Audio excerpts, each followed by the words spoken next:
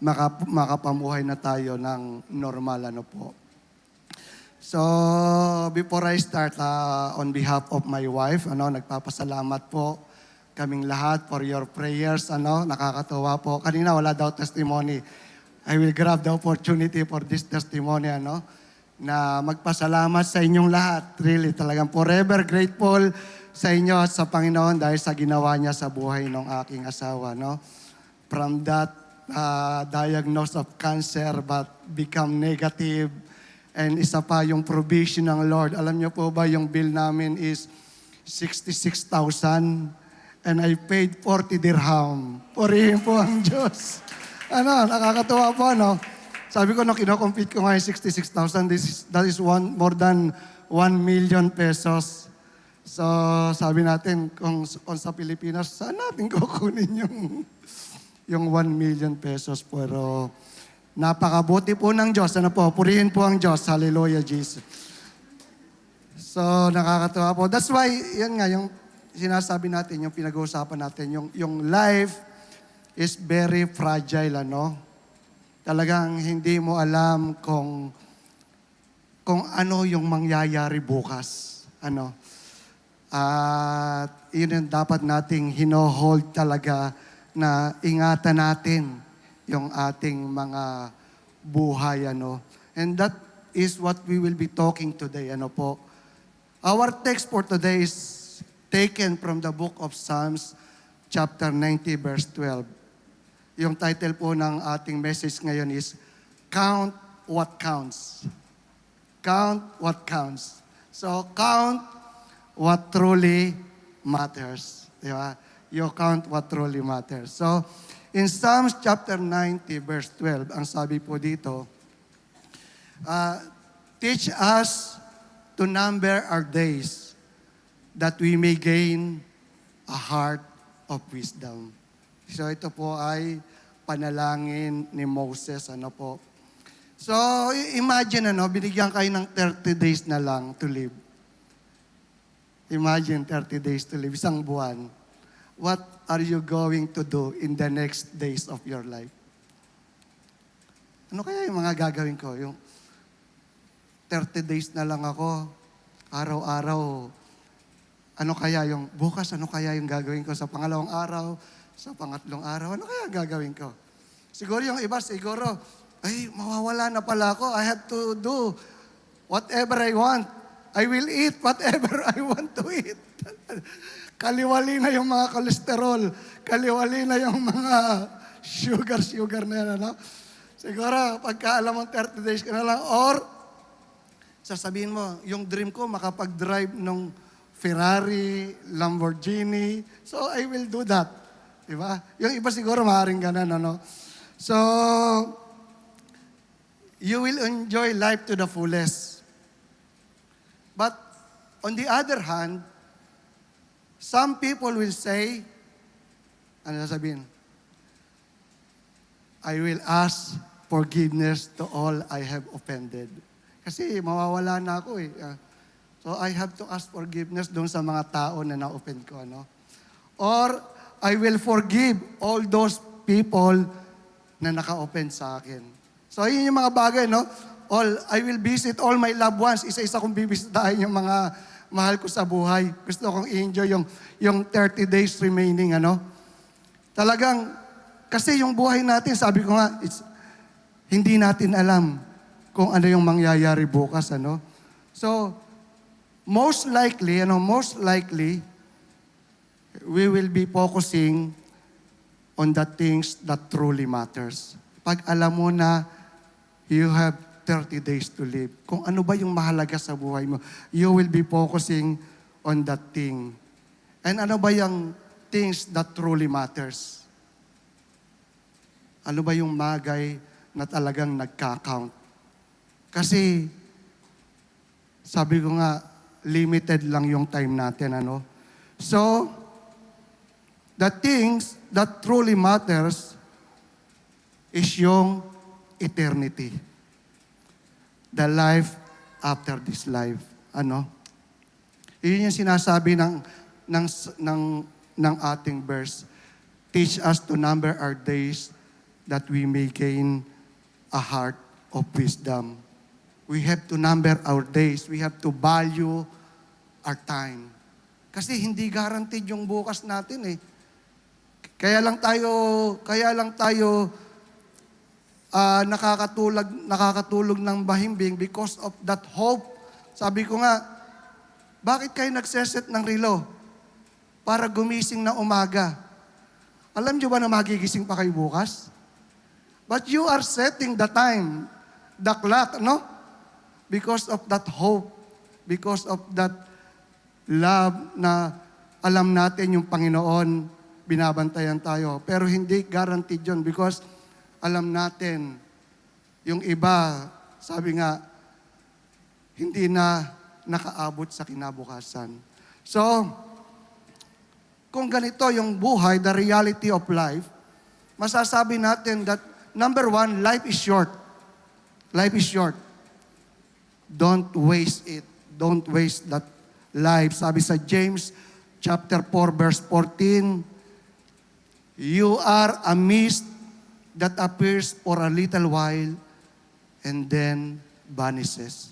Ganyan yung buhay, like a mist. Alam mo yung hamog sa umaga? Di ba sa umaga, pag nakita natin yung hamog, early in the morning, pero after some time, ilang oras, mawawala din yun. Like vapor, pag nakita mo yung usok, makikita mo siya sandali, pero unti-unti nang nawawala. That will be our life. Hindi mo hawak yung buhay, ano? We will also die. Kahit ano pa yung gawin natin, ano? Kaya dapat, we have to do things that truly matters, ano? And here is the danger, ano? Not only life is short, but life is so unpredictable. Sabi dito, life is uncertain, ano? Hindi mo alam. Yun pinag-uusapan natin kanina. Sa Proverbs 27, verse 1, ang sabi dito, do not boast about tomorrow, for you do not know a day may bring.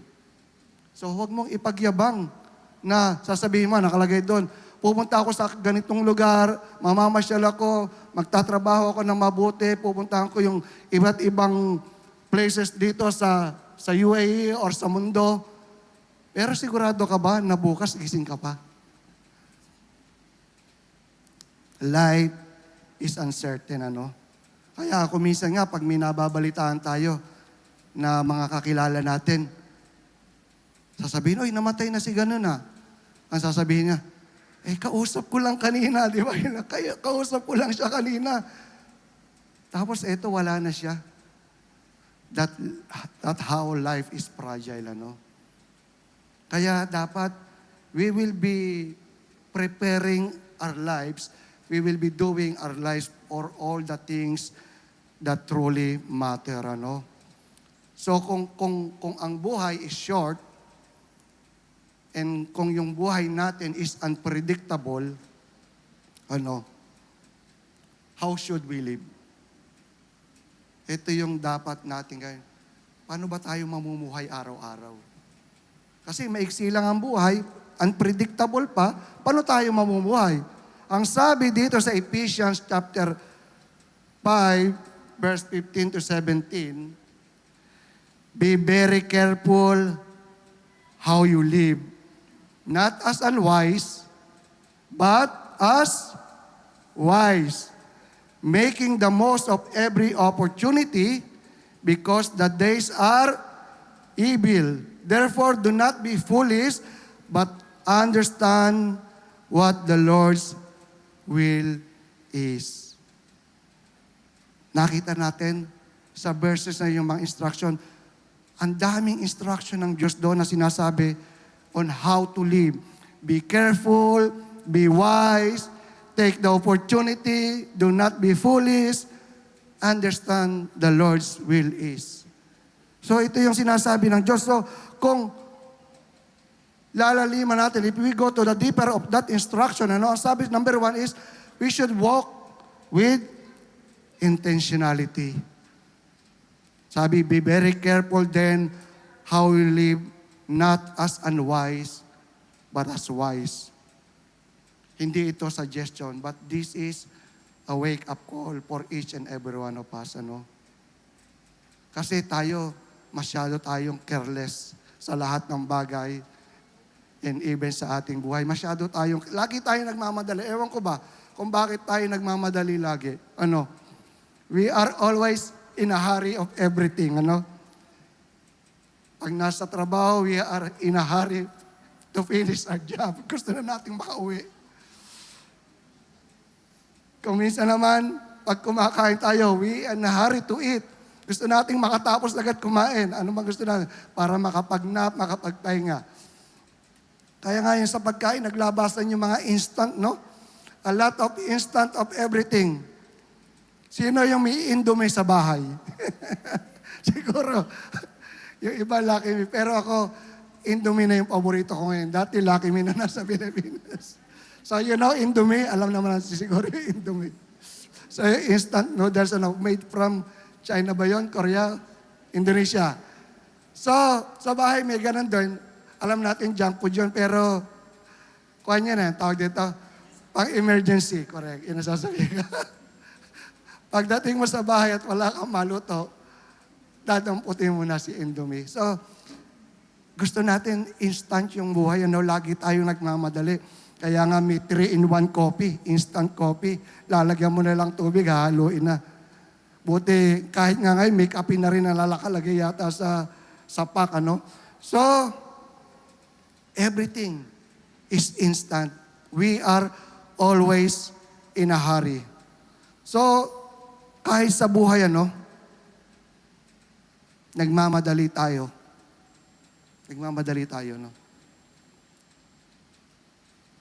We are always in a hurry climbing the ladder of success.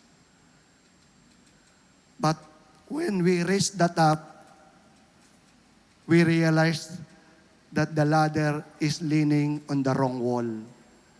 Mali pala yung success na napili natin.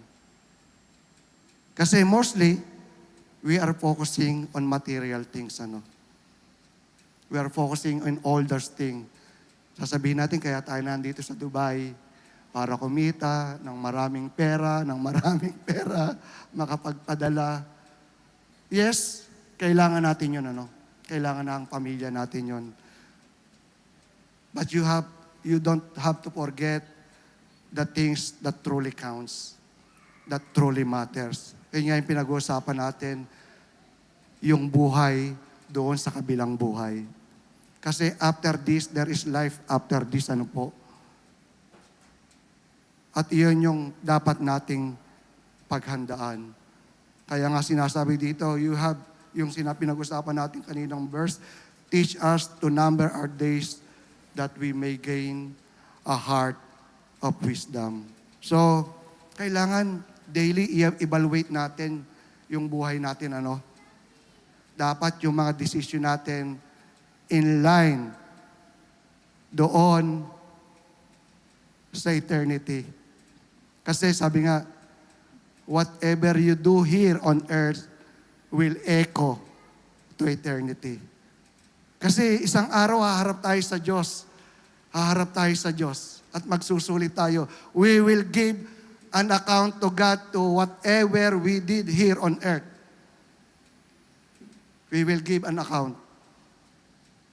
At ang tanong ng Diyos, pag nandun ka na sa harap ng pintuan ng langit, ang tanong sa'yo, bakit kita papapasukin sa langit? Ano kaya ang sagot niyo?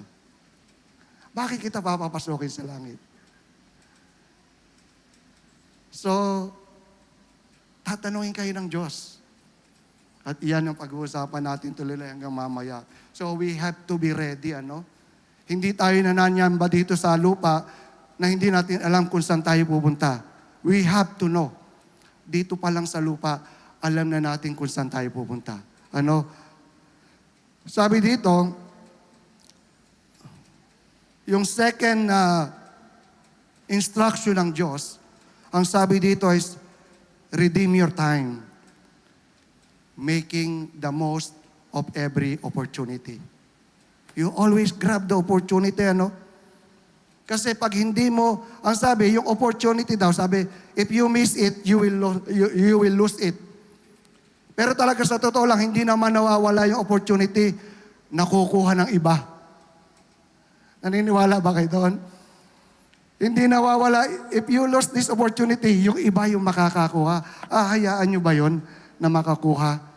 So sabi, making the most of every opportunity. You have to redeem the time every day. Dapat yung mga desisyon nyo is in line doon sa buhay na kung saan mapagpapala kayo. Because we have a limited time. Don't entertain the voice of the devil na sinasabi, you have plenty of time. Lagi na sinasabi, mag-relax ka lang muna. Huwag ka munang mag-active sa church. Huwag ka munang mag-active sa mga pangarap mo. Relax lang. You have plenty of time. But we don't know how much time we have in this world. We don't know how much time. We are like a mist, a vapor. Ang sabi doon nga, yung pinag-usapan natin dito, that we are a mist that appears for a little while, then vanishes. So, ganito yung buhay talaga. Ganito ka-fragile yung buhay natin. Hindi tayo pwedeng magmalaki. Kaya nga, dapat wag tayong yung buhay natin na gusto natin kumita. Hindi natin madadala. Yung sabi lagi ng hindi natin madadala sa langit yan, ano? Hindi natin madadala sa kabilang buhay. Ang sabi, but you have to make the most of every opportunity because we are not just spending time. We are investing time. We have to invest our time, ano? Ito yung kailangan natin, ano? We have to invest our time doon sa mga bagay na nagmamatters. You have to prioritize things. Ano ba yung nagdi-distract sa inyo, sa purpose nyo? Dapat lahat ng ginagawa nyo in line doon sa purpose ng buhay nyo. Kung ano yung purpose ng buhay nyo, dapat doon kayo nakatutok. Kasi dapat lagi kayo nakatutok doon sa kingdom opportunities. Doon sa kung saan you always ask God, Lord, what do you want me to do, Lord? Laging yun ang tatanungin mo, Lord, ano ba yung gusto mong gawin sa pagkakataon ito? If you are making decisions, no? You will ask God, Lord, ano ba yung gusto mong gawin sa buhay na ito? Ano ba yung gustong gawin sa decision na ito? So this is the thing, mga kapatid, ano? You always ask. Kasi sabi ko nga sa inyo, life is very fragile. It's short, it's uncertain. So, yung isip natin na kung saan, sabi ko nga sa inyo, yung patotoko, ang lakas-lakas ng asawa ko, in a moment, nakitaan siya ng mass sa ovary. Hindi ko siya kasama ngayon dahil naoperahan po siya at nagre-recover sa akin. Inalis na po yung uterus tsaka yung ovary niya. But the thing is, the good thing, hindi po siya cancer sa biyaya ng Panginoon. Ano po? Pero nung una, cancer yung diagnose sa kanya. Pero so much of yung panalangin ng church, yung pagluhod namin sa Panginoon, at ito nakaraos po siya. So that is life, ano? Ang hirap tanggapin na kung saan kuminsan ang lakas-lakas natin, then suddenly magkakasakit tayo or suddenly mawawala tayo, no? Then number 3, sabi dito, we have to recognize the urgency. Why? Because the days are evil. Ano ibig sabihin ng the days are evil? Because we are speaking of that corrupt and morally declining environment. Yung mundo sa paligid natin parang nagde-decline na. Ano? Sabi dito, yung bad things are being accepted as good. Naniniwala ba kayo? Yung mga bad things ngayon, ina-accept na okay. Diba? Ano yung mga example noon? Sabi dito, yung divorce is normal. Yung marrying same-sex is normal sa ibang mga bansa. Yung bang removing the Bible in the schools. So, this is the life we had now, wherein the bad things, they are accepted as good. So, dapat maging aware tayo, ano? Maging aware tayo doon sa nangyayari sa paligid natin. So, dahil darating ang time na kukunin na tayo ng Panginoon. And we should be ready. Sabi sa Romans chapter 13, verse 12, the night is nearly over and the day is almost here. So let us put aside the deeds of darkness and put on the armor of light. Anytime pwedeng dumating yung Panginoon. Sa dami ng nangyayari sa paligid natin, that yung mga giyera, itong ang mga bagay na kung saan the bad things are considered goods. So, yung mga brothers betray against brother, these parents betray their kids, or kids betray their parents. So, nakakatakot yung mundo ngayon. But God is assuring us na kung saan lahat ng nagtiwala talaga sa Kanya, hindi Niya pababayaan. Ano po? And number 4. Ano sabi sa number 4? Pursue God's, and this is the thing we have to do every day. We have to pursue God's will. Sabi dito, therefore, do not be foolish, in verse 17, but understand what the Lord's will is. Ano ba yung kalooban ng Panginoon sa atin, ano? Every day of our lives. Kasi, kailangan matutunan natin yung kalooban ng Panginoon every day of our lives. Ito yung pagkatawag sa atin, ano? Dapat mayroon tayong direction. Alam natin yung papupuntahan natin. Sino yung gumagamit ng GPS sa sasakyan? Waze? Google Map? Ano pa ba? RTA? RTA? Ako, yung asawa ko yung GPS ko eh. Medyo yung GPS ko nang babatok. Nagsasalita. Kasi magaling talaga siya sa lugar, yung asawa ko. Minsan, yung Waze kasi, minsan, may binibigay na direksyon na kung saan iikot ka pa. Wherein meron namang shortcut, di ba? Ganun minsan yung Waze or yung mga Google Map. Ako napakahina ako talaga sa lugar. As in, kahit 10 beses mo ko padaanin sa isang lugar, talagang yung mawawala yung GPS. Pero yung asawa ko, once or twice na padaanin mo sa lugar, alam niya na. Kaya very dependent ako sa kanya. Sa pagmamaneho. Sabi ko nga, nambabatok pa nga. At ang problema, ano po, kung minsan sa paniniwala ko sa kanya, ano po, kahit mali na, kung minsan nagkakamali din. Sige, kasi pag nagsalita siya, na tama yung lugar with conviction, kanan mo, kanan mo. Kanan ako. Pag nagre-route yung Waze, ay, mali pala. So, dapat,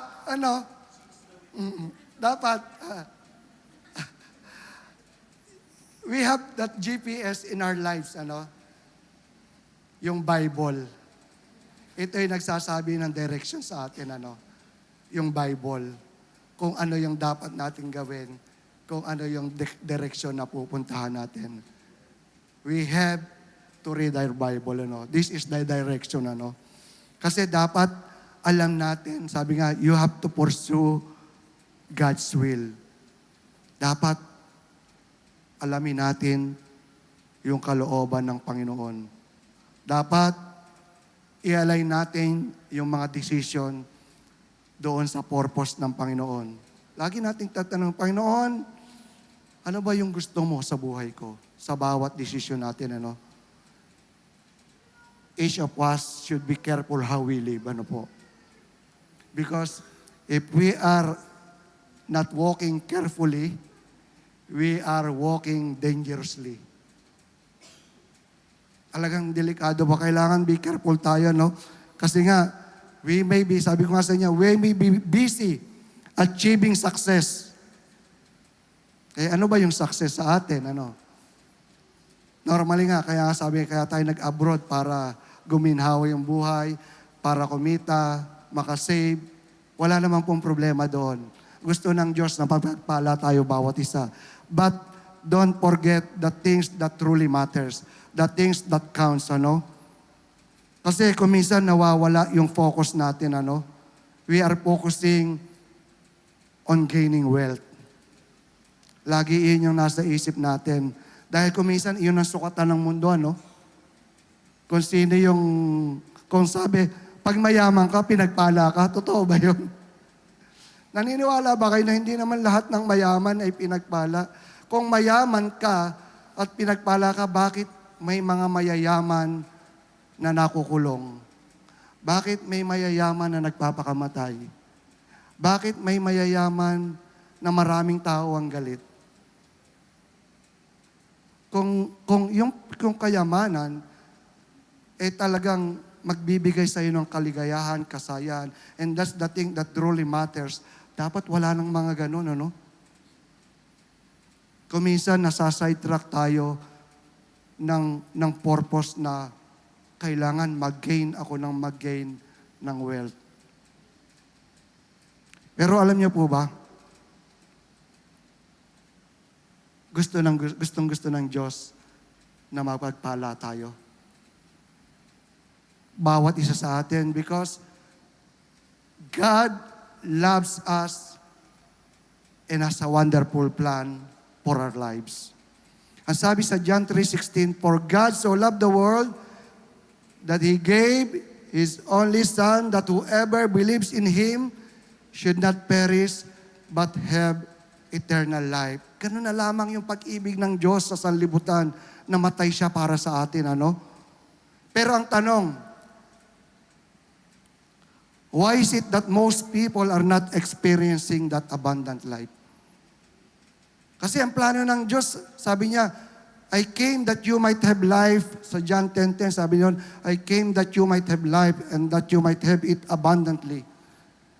Pero bakit hindi na-experience nung mga tao yung abundant life na yun? Dapat lahat tayo na-experience natin yun. Dahil po, makasalanan yung tao, ano po? Man is sinful and separated from God. Ang sabi po sa Bible, for all have sinned and fall short of the glory of God. All have sinned. Kayo po, ako, tayong lahat makasalanan.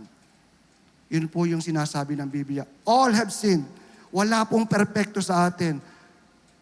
Sabi nga, magsisisi tayo ngayon, kinabukasan, magkakasala naman tayo. Yung mag-isip ka lang ng masama, yung magsalita ka ng masama, nabasa ko nga, sabi, average 3 or 5 times, 5 sins a day we are committing. Hindi tayo magiging perpekto. At hindi i-allow ng heaven na makapasok tayo sa langit. Dahil yung heaven, perfect yung heaven. God will not allow us to go to heaven because we are sinners. Sabi sa Bible in Romans, for the wages of sin is death. Ang kabayaran ng kasalanan, kamatayan. That is spiritual separation from God. Kung merong physical death, yun nga, mamamatay tayo, di ba? Yung physical na buhay natin, mamamatay. But there is also spiritual death. Yung spiritual death, that is eternal separation from God. Eternal separation. Kasi nga, we have two choices pag namatay tayo, no? Either with God in heaven, or either separated from God in hell. Separation, ano? So, dalawa lang yung pagpipilian natin. Sino yung gustong pumunta ng langit? Sino yung gustong pumunta ng hell? So, lahat gusto natin pumunta ng langit, di ba? Pag namatay tayo. And we should be sure na dito pa lamang sa lupa, alam na natin kung saan tayo pupunta. Kung ganon, na tayo ay ikaw, ako ay makasalanan, you and me are sinners, then we will go directly to hell. Isn't it? Lahat tayo pupunta sa impyerno. Kasi lahat tayo makasalanan eh. Pero may magandang balita. Hindi po natatapos dyan. Ang sabi ng ating Panginoon is, sabi niya, I am the way, the truth, and the life. No one comes to the Father but through me. Ano? Siya ang daan, siya ang katotohanan, siya ang buhay. He did not say, I am one of the way. Hindi niya sinabi yon. He is the only way. I am the way. So, ibig sabihin, kung siya ang daan, hindi tayo pwedeng iligtas ng religion. Hindi tayo pwedeng iligtas ng church na to. Hindi tayo pwedeng iligtas ng born again. Hindi tayo pwedeng iligtas ng Catholic, ng Muslim, ng Buddhism. Hindi tayo pwedeng iligtas ng kahit anumang religion. Because the Bible tells us, sabi ni Jesus Christ, I am the way, the truth, and the life. No one comes to the Father except through me. So, Jesus Christ is the only provisions for man's sin.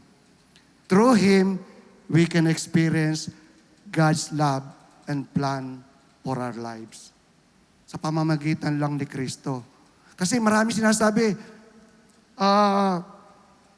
gagawa lang ako ng mabuti, maliligtas na ako. Diba? Kuminsan, magsisimba ako para magbawas ng kasalanan. Diba? May mga ganong salita. Kung ganon, kung gagawa ka pala ng mabuti para maligtas, ano yung silbi ng kamatayan ni Jesus Christ? Walang bearing yung kamatayan ni Jesus Christ. Kung gagawa ka lang ng mabuti, maliligtas ka na. Pero ang sabi doon,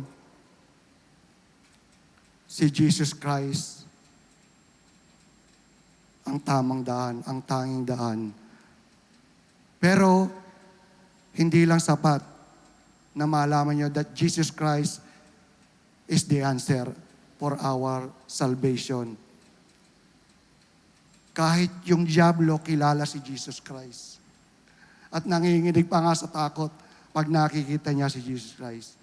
So, ang sabi dito sa Bible, in John, sabi dito,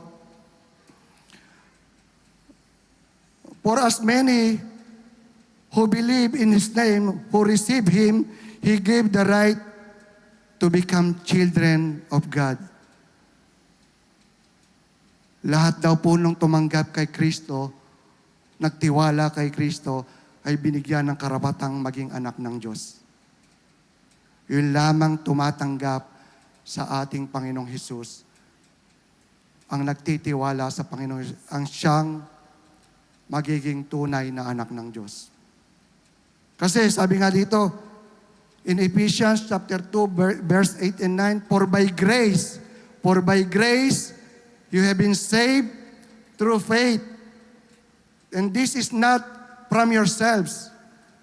It is the gift of God, not by works, so that no one should boast. So yung salvation, yung biyaya yung salvation is biyayang kaloob ng Diyos, is a grace. Sabi dito, through faith, and this is not from yourself, it is the gift of God. Regalo ng Diyos yung kaligtasan sa inyo. It is a gift. Regalo ng Diyos. Ito bang regalo, halimbawa, kay Sister Cherilyn, iririgalo ko tong iPad na to. Kunyari lang ha. Baka mag-expect. Kunyari ha, iririgalo ko ito bang gift na ito mapapa sa kanya kung hindi niya kinukuha? Kahit regalo ko sa kanya to, hindi magiging kanya, di ba? She has to receive it. She has to get it. She has to accept it. So as long na nasa akin ito, hindi niya makukuha yung regalo na yon. Ganon din po yung salvation, yung kaligtasan. Alam natin na si Jesus Christ is the answer for our sin. He is the way, the truth, and the life. Pero sabi, you have to receive Him to be the member of the family of God. We have to, sabi dito, we have to receive Jesus Christ as our personal Lord and Savior, and through that, we can experience God's love and plan for our lives. Kailangan nating tanggapin yung ating Panginoon bilang sariling Panginoon at tagapagligtas para magkaroon tayo ng kaligtasan. It is a grace, biyaya. Hindi mo kailangan sabi, not a result of works. Yung works na mapagawa mo ng mabuti, by product na lang yon ng pagkaligtas mo. Pero hindi ka pwedeng iligtas ng mabubuti mong gawa. Si Kristo ang magliligtas sa iyo. Sabi niya, I am the way, the truth, and the life. Pagkatapos noon, then dahil nakakilala ka na sa Panginoon, sigurado gagawa ka na ng mabuti. At ang pinag-uusapan natin, you will do things that truly matters. The things that really counts. Kaya nga, ang sabi dito, maaaring ang tanong nyo, paano ko naman tatanggapin si Kristo kung gusto kong maligtas? Kung gusto kong makarating sa langit? Iyon yung maaaring tanong nyo, paano ko siya tatanggapin? Alam nyo, you can receive Jesus by a simple prayer. A simple prayer of acceptance. Dahil pag tinanggap natin ang ating Panginoong Jesus, doon pala ating mararanasan yung tunay na pag-ibig niya. Ang sabi ko nga sa inyo, pag tinanggap mo siya, then we know that we will go directly saan? Sa heaven. Right now, ngayon pa lang, pwede mo nang malaman kung saan ka pupunta. Pag tinanggap mo si Kristo bilang iyong Panginoon at tagapagligtas. Sabi ko nga sa inyo, hindi kayo pwedeng, you cannot be saved by religion, you cannot saved by philosophy or doing good works. But only Jesus Christ can save you. Magsitayo po tayo. Let's pray.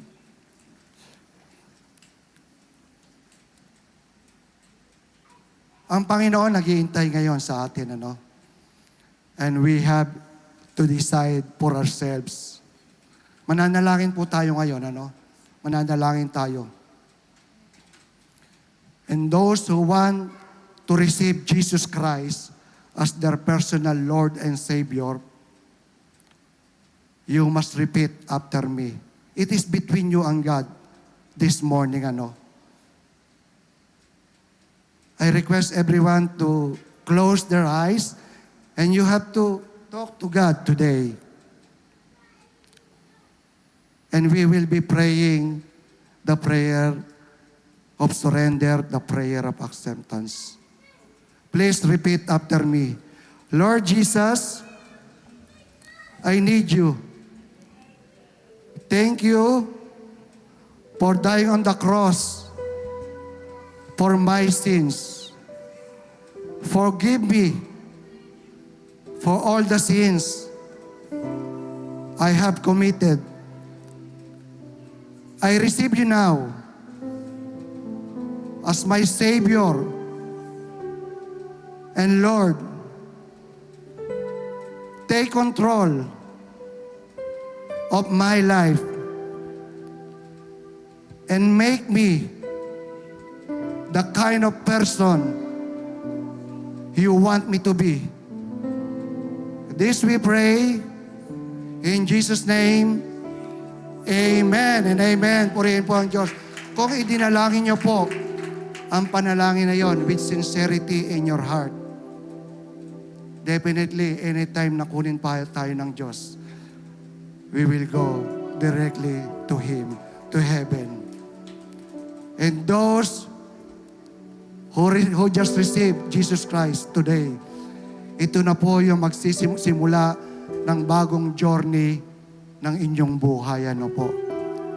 This is the start na kung saan mamumuhay kayo nakasama ang Panginoon. Babaguhin ng Diyos yung buhay nyo. Maniwala kayo. At ang sinasabi ko nga sa inyo, you will experience the love, the plan of God in your life. At ang dalangin ko sa inyong lahat ngayon, one day, we will give an account to God. At sama-sama tayong magpupuri sa ating Panginoon doon sa langit. Amen po ba? Purihin po ang Diyos, purihin po ang Diyos. Let's pray, let's pray. Hallelujah, Jesus. We are very thankful today, O God. Salamat, Panginoon, sa pagkakataon na ito. Thank you for the lives, Panginoon, na tumanggap sa iyo, Panginoon. We know na sabi mo sa iyong banal na aklat na libu-libong anghel ang nagdiriwa ngayon sa isang kaluluwa na tumanggap sa iyo, Panginoon. And kami, Panginoon, we are also rejoicing, Panginoon, sa mga kaluluwa na nagsuko ng buhay sa iyo, Panginoon. Lord, maraming salamat po sa araw na ito. Dalangin namin, Panginoon, na pinagpala mo, kinausap mo yung bawat isa. We thank you, Lord. We praise you and we glorify your name.